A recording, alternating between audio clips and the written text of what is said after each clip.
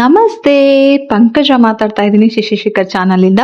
So ಇವತ್ತು ನಾನ್ ತೋರಿಸ್ತಾ ಇರೋದು ಕೊಬ್ಬರಿ ಚಟ್ನಿ, ಅಂದ್ರೆ ತೆಂಗಿನಕಾಯ್ದು ಚಟ್ನಿ. ಇದು ನಾರ್ಮಲ್ ಚಟ್ನಿ ನೀವು ಮನೆಯಲ್ಲಿ ಏನ್ ಮಾಡ್ತೀರಾ ಆ ಟೇಸ್ಟ್ ಅಲ್ಲ. ಪಕ್ಕಾ ಹೋಟೆಲ್ ಸ್ಟೈಲ್ ಇಂದು ರೆಸಿಪಿನ ನಾನು ಹೋಟೆಲ್ನವ್ರನ್ನ ಕೇಳಿ ಮಾಡ್ತಾ ಇರೋವಂಥದ್ದು ಇದು. ಸೊ ತುಂಬಾ ಚೆನ್ನಾಗಿ ಬಂದಿತ್ತು ಟೇಸ್ಟ್. ನಾನು ಮಾಡಿ ತಿಂದಾದ್ಮೇಲೂ ಕೂಡ ಇಷ್ಟ ಆಯ್ತು, ಹಾಗಾಗಿ ನಿಮ್ಮ ಹತ್ರ ಶೇರ್ ಮಾಡ್ಕೊಂತಾ ಇದ್ದೀನಿ. ಸೊ ಇಲ್ಲಿ ನಾನು ಅರ್ಧ ಹೋಳು ತೋರಿಸಿದ ಹಾಗೆ ತೆಂಗಿನಕಾಯಿ ತಗೊಂಡಿದ್ದೀನಿ. ಅದ್ರ ಜೊತೆಗೆ ಮೆಣಸಿನ್ಕಾಯಿ, ಹಸಿ ಮೆಣಸಿನ್ಕಾಯಿನ ಈ ರೀತಿ ಆಯಿಲ್ ನಲ್ಲಿ ಸ್ವಲ್ಪ ಫ್ರೈ ಮಾಡ್ಕೊಂಡು ತಗೊಳ್ಬೇಕಾಗತ್ತೆ. ನಾನಿಲ್ಲಿ ಒಂದು ಹೋಳು ತೆಂಗಿನಕಾಯಿ ಜೊತೆಗೆ 2 ಮೆಣಸಿನ್ಕಾಯಿ ತಗೊಂಡಿದ್ದೀನಿ. ಖಾರ ನಾವು ಕಡಿಮೆ ತಿನ್ನೋದ್ರಿಂದ ನೀವು ಸ್ವಲ್ಪ ಒಂದು 4 to 5 ಹಸಿ ಮೆಣಸಿನ್ಕಾಯಿನ ಆಯಿಲ್ ಫ್ರೈ ಮಾಡ್ಕೊಂಡು ಹಾಕೊಳ್ಬಹುದು, ಚೆನ್ನಾಗಿರುತ್ತೆ ಟೇಸ್ಟ್. ಸೊ ಈಗ ತೆಂಗಿನಕಾಯಿ ಜೊತೆಗೆ ಹುರಿದಿರೋ ಅಂತ ಮೆಣಸಿನ್ಕಾಯಿನ ಆಡ್ ಮಾಡ್ಕೊಳ್ತಾ ಇದ್ದೀನಿ.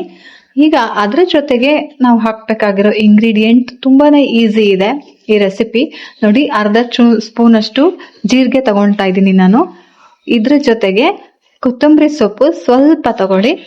ಹಾಗೆ ಇನ್ನ ಲಾಸ್ಟ್ ಇಂಗ್ರೀಡಿಯೆಂಟ್ ಕರ್ಬೇವು. ಸೊ ಕರ್ಬೇವು ಕೂಡ ಸ್ವಲ್ಪ ಹಾಕೊಳ್ತಾ ಇದ್ದೀನಿ, 1 ಕಡ್ಡಿಯಷ್ಟು ಸಾಕಾಗತ್ತೆ. ಇಷ್ಟ್ರ ಜೊತೆಗೆ ಉಪ್ಪನ್ನ ಹಾಕಿ ಇದನ್ನ ರುಬ್ಕೊಳ್ಬೇಕು.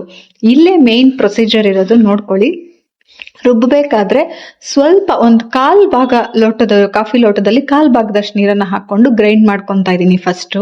ಸೊ ಇದಾದ್ಮೇಲೆ ಇಲ್ಲೇ ಮೇನ್ ಐಟಮ್ ಇರೋದು, ಯಾವ್ದು ಹಾಕ್ತಾರೆ ಹೋಟೆಲ್ ನಲ್ಲಿ ಅಂತ ತೋರಿಸ್ತಾ ಇದೀನಿ ನೋಡಿ, ಹಾಲು. ಸೊ ಹಾಲನ್ನ 1 ಗ್ಲಾಸ್ ಅಷ್ಟು ಹಾಕೊಂಡು ಕೊನೆಯಲ್ಲಿ ಗ್ರೈಂಡ್ ಮಾಡ್ಕೊಳ್ಬೇಕು. ಹೌದು, ಸೊ ಹಾಲು ಹಾಕೋದ್ರಿಂದನೇ ನಮ್ಗೆ ಹೋಟೆಲ್ ನಲ್ಲಿ ಆ ಒಂದು ಟೇಸ್ಟ್ ಸಿಗೋದು. ಈ ರೀತಿ ನೀವು ಟ್ರೈ ಮಾಡಿ ನೋಡಿ, ಹಾಲು ಹಾಕೊಂಡು ರುಬ್ಕೊಂಡಿದೀನಿ ಕೊನೆಯಲ್ಲಿ. ಸೊ ಚಟ್ನಿ ಎಷ್ಟು ಚೆನ್ನಾಗಿ ಕಾಣ್ತಿದೆಯೋ ಅಷ್ಟೇ ಟೇಸ್ಟ್ ಆಗಿತ್ತು, ತುಂಬಾ ಇಷ್ಟ ಆಯ್ತು ನಮ್ಗೆಲ್ಲಾನು. ಸೊ ಈ ಚಟ್ನಿ ಹೋಟೆಲ್ ನಲ್ಲಿ ಈ ರೀತಿ ಮಾಡೋದು ಯಾಕೆ ಅಂದ್ರೆ ಹಾಲು ಹಾಕೋದ್ರಿಂದ, ಗೊತ್ತಾಯ್ತಲ್ಲ. ಸೊ ರೆಸಿಪಿ ಇಷ್ಟ ಆಯ್ತು ಅಂತಂದ್ರೆ ಪ್ಲೀಸ್ ಲೈಕ್ ಮಾಡಿ, ಕಮೆಂಟ್ ಮಾಡೋದನ್ನ ಮರಿಬೇಡಿ. ಇದು ಒಗ್ಗರಣೆ ನಾನು ಹಾಕೊಳ್ತಾ ಇದೀನಿ, ನಿಮ್ಗೆ ಒಗ್ಗರಣೆ ಆಪ್ಷನಲ್ ಬೇಕಾದ್ರೆ ಹಾಕೊಳ್ಬಹುದು. ಕಂಪ್ಲೀಟ್ ಆಗಿ ವಿಡಿಯೋ ನೋಡಿದವ್ರಿಗೆಲ್ಲರಿಗೂ ತುಂಬಾ ಹೃದಯದ ಧನ್ಯವಾದಗಳು. ಇನ್ನ ಯಾರೆಲ್ಲ ಸಬ್ಸ್ಕ್ರೈಬ್ ಮಾಡ್ಕೊಂಡಿಲ್ವೋ ಈಗಲೇ ಮಾಡ್ಕೊಳ್ಳಿ, ಓಕೆನಾ? Thank you.